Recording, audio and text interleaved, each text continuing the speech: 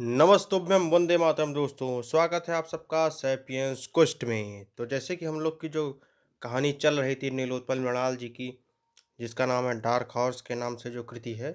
तो आगे हम लोग बढ़ेंगे और देखेंगे कि संतोष जी अपने कमरे को पाने के बाद, बहुत मशक्कत करने के बाद, राय साहब और जो मनोहर भाई थे उन्होंने बहुत ही ज़्यादा मेहनत की। उसके बाद जब वो कमरे पर पहुँचते हैं, तो अब देखते हैं कि उसके आगे उनका जो मिशन है, जो उनका टारगेट है, जो अपनी तैयारी करने वो आए हैं यहाँ पर दिल्ली के मुखर्जी नगर में। तो देखते हैं कि आगे क्या होता है। तो हमारा जैसे पहले से ही कहना है कि हम कृति के साथ कोई छेड़छाड़ करने वाले नहीं हैं, स्टोरी को नरेट करेंगे। तो चलिए शुरू करते हैं। संतोष अब कमरे पर बड़े करीने से अपने सपनों की दुनिया सजा रहा था। अब उसे मिशन आईएएस शुरू करना था। बैट को दक्षिण उत्तर दिशा की तरफ लगा कुर्सी और मेज को पूरब की दिशा में लगाया। भगवान की छोटी छोटी मूर्तियों के लिए एक छोटा सा टेबल पूरब और उत्तर के कोने में लगाया। उत्तर की तरफ किताब का रैक लगाया। उसने कमरे के रख रखाव में अपनी जानकारी भर पूरे वास्तु का ख्याल रखा। कमरे से लेकर किचन तक की सजावट के बाद संतोष बिना खाए पिए थक कर न जाने कब सो गया। सुबह राय साहब की कॉल के साथ ही उसकी नींद खुली। हेलो, सुप्रभात संतोष जी, कब आ रहे हो बत्रा? जल्दी आइए, किताब खरीदना होगा ना सब ठो। राय साहब की एकदम फ्रेश आवाज उधर से आई। हम बस उठ गए हैं राय साहब, तुरंत आधा घंटा में आते हैं, आप भी पहुंचिए। संतोष ने आंख बंद में ही कहा। फोन रखते ही संतोष एक झटके में उठा और बाथरूम की तरफ दौड़ा।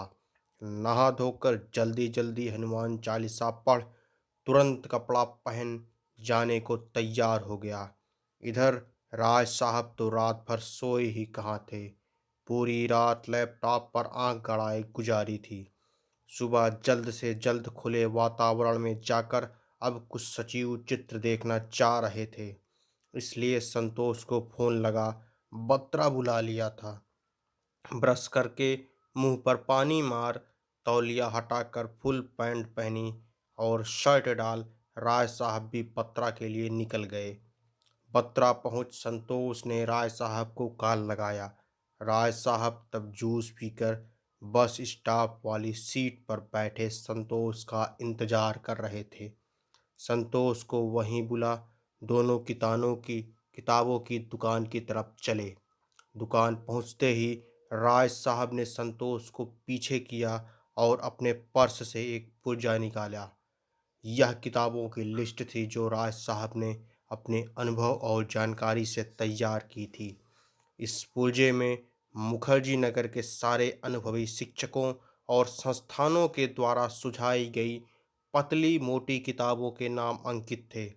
राज साहब ने इस पुर्जे से न जाने कितने विद्यार्थियों के कमरे किताबों से भरवाए थे। आज संतोष की बारी थी।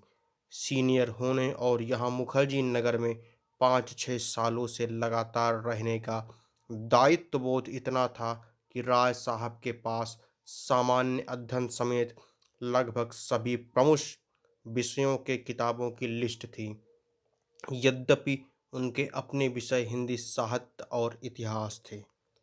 आप विषय क्या रखिएगा, कुछ सोचे हैं संतोष जी? राज साहब ने एकदम गंभीर भाव से पूछा। इतिहास से बीए हूँ, वही रख लेंगे एक तो, दूसरा आप ही मार्गदर्शन कर दीजिए। संतोष ने बड़े संयम और साफ मन से कहा।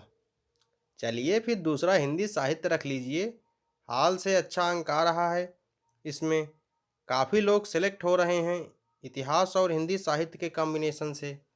राय साहब ने एलआईसी एजेंट की भांति पॉलिसी समझाने जैसा कहा। हमारे एक परिचित एक बार समाजशास्त्र से मेंस दिए थे, कैसा विषय है समाजशास्त्र? संतोष ने जिज्ञासावश पूछा। विषय सारे ठीक हैं, आप अपनी रुचि देख लीजिए। हिंदी साहित्य का सिलेबस छोटा है, अंकदायी विषय है, अच्छे टीचर भी हैं यहाँ। इसके और सबसे बड़ी बात यह है कि हमारा भी हिंदी ही विषय है। सो कोई समस्या भी होगी तो आपको एक सपोर्ट मिल जाएगा। कितने लड़कों को हिंदी पढ़ाया हूँ मैं, आज सब के सब बहुत सहज हैं हिंदी में।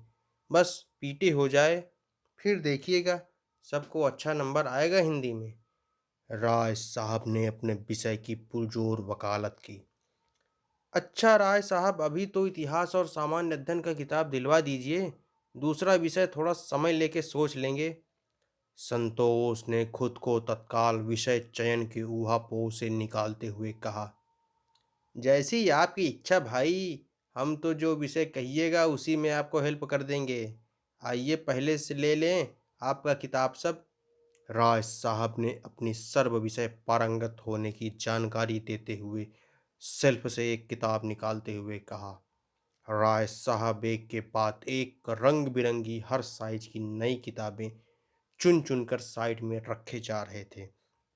किताबों का चयन बड़ी निर्ममता से बिना मूल्य देखे करते जा रहे थे।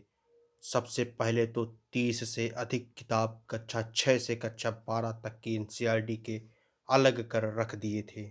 उसके बाद अन्य किताबें और साथ में इंडिया ईयरबुक के साथ 4 पत्रिकाएं भी। संतोष चुपचाप राय साहब के द्वारा दी जा रही किताबों का ढेर लगाए जा रहा था। उधर दुकानदार एक तरफ से कैलकुलेटर पर खुट खुट करके मूल्य अंकित किए जा रहा था। संतोष ने देखा अब तक 2200 रुपये से अधिक की किताब जमा हो गई थी और उधर राय साहब की नज़र निष्ठुर भाव से और भी किताबें ढूंढ रही थी। संतोष कुछ न कुर नुकुर की भी नहीं कर सकता था। जरा सी ना उसके तैयारी के प्रति अगंभीर साबित कर सकती थी। किताबें खोजते खोजते जब राय साहब पसीने से तरबतर हो गए तब उन्होंने कहा, अब आज इतना ही रहने देते हैं। ठीक है, इसको पैक करवा दीजिए। संतोष ने एक लंबी सांस लेते हुए कहा। संतोष ने 500 के 6 नोट निकाल दुकानदार को दिए। कुल 2730 रुपये मात्र का बिल बना। सारी किताबों को एक बड़े कार्टन में पैक कर बांध दिया गया। संतोष को अब जाकर अचानक मनोहर का ख्याल आया। सोचा थोड़ी देर पहले बुला लेता तो शायद यह कार्टन थोड़ा हल्का भी हो सकता था। उसने मनोहर को फ़ोन लगाया। मनोहर भी तैयार बैठा था।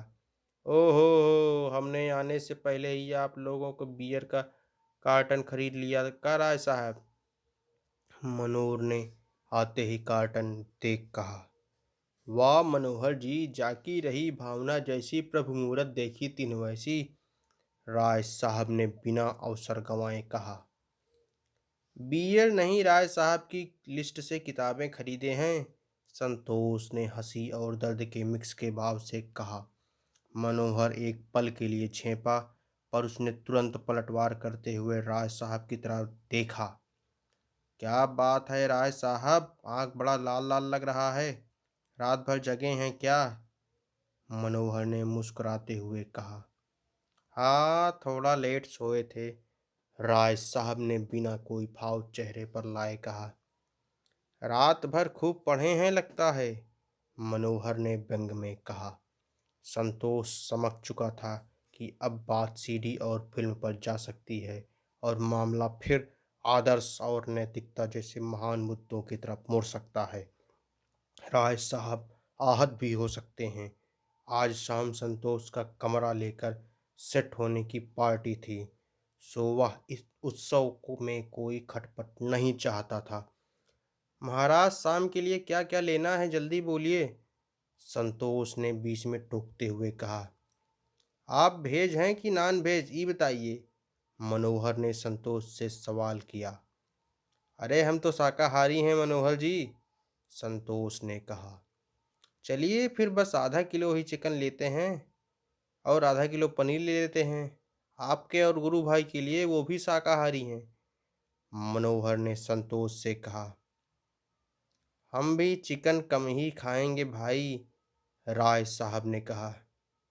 ठीक है, आप दारू तो पीजिएगा ना, बता दीजिए उसी हिसाब से लेना होगा, आदर्श मत दिखाइएगा, रात को घट जाएगा तो मूड खराब हो जाएगा, पूरा बता देते हैं, मनोहर ने पूरा चिढ़ाते हुए कहा। आप अपने मन से ले लीजिए जितना लेना है, दारू सड़ता नहीं है समझे आप। एक बोतल ज़्यादा ही ले लीजिएगा तो आप और गुरु भाई के रहते दारू बर्बाद नहीं हो जाएगा मनोहर जी। राय साहब ने एक सांस में कह दिया।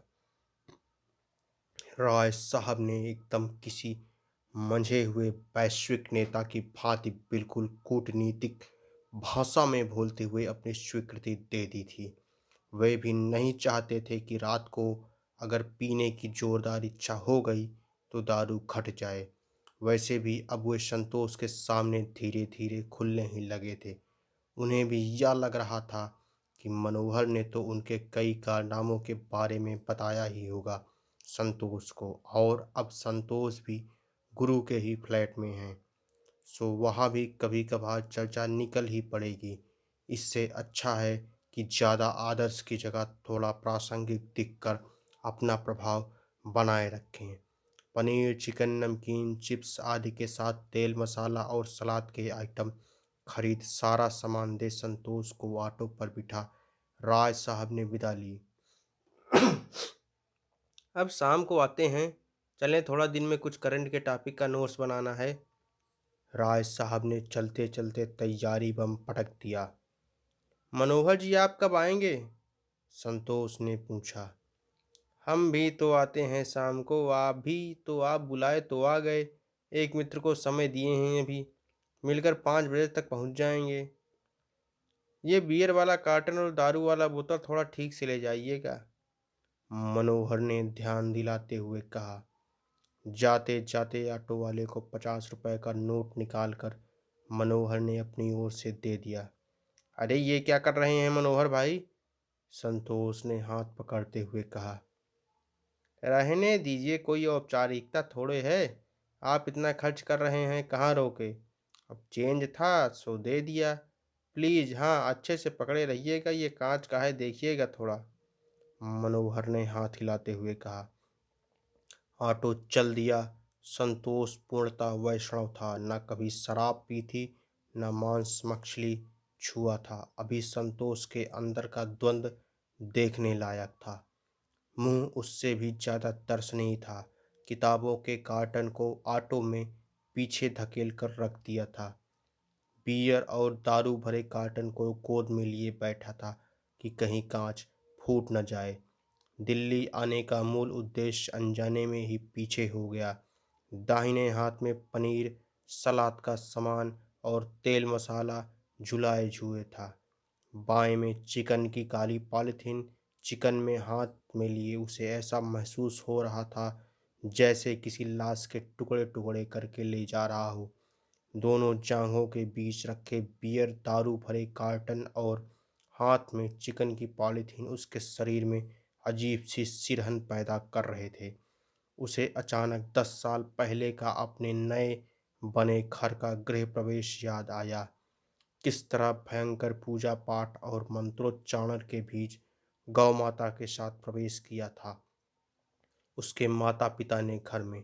आज संतोष का दिल्ली में अपने कमरे में प्रवेश का ये दिन था। दारू, मुर्गा, बियर, यही अब सोचे जा रहा था संतोष। फिर संतोष मन ही मन अपने समर्थन में तर्क गढ़ने लगा।